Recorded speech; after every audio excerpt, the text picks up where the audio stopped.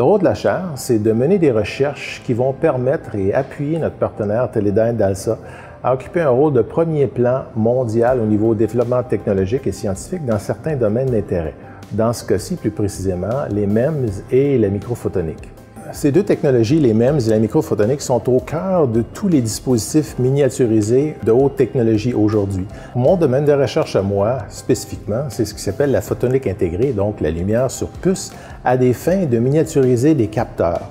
L'originalité des travaux qu'on va apporter grâce à la chaire sont dans deux secteurs principaux, donc les matériaux fonctionnels, amener des nouveaux principes de transduction dans les MEMS, et puis aussi l'encapsulation puis l'intégration de ces matériaux-là sur la puce, dans des zones, dans les cavités sous vide.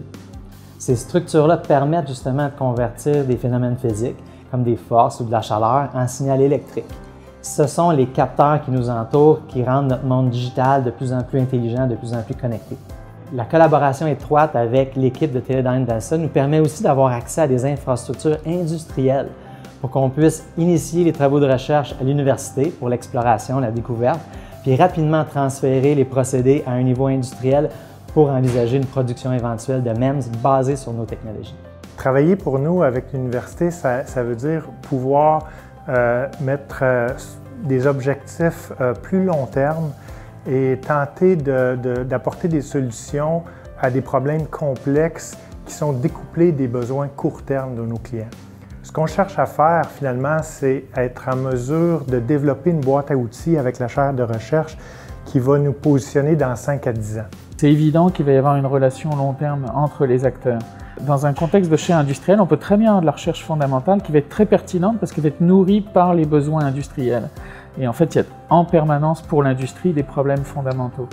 Et ça crée de la très bonne recherche, ça crée du personnel hautement qualifié très pertinent pour l'industrie et évidemment, ça aide nos partenaires. La dualité entre le milieu universitaire et le milieu industriel, ça comporte des risques, mais ça comporte aussi des avantages. Puis il y a souvent des activités ou des défis techniques qu'on ne se donne pas la chance d'attaquer parce que le risque est suffisamment élevé que le retour sur l'investissement est difficile à quantifier.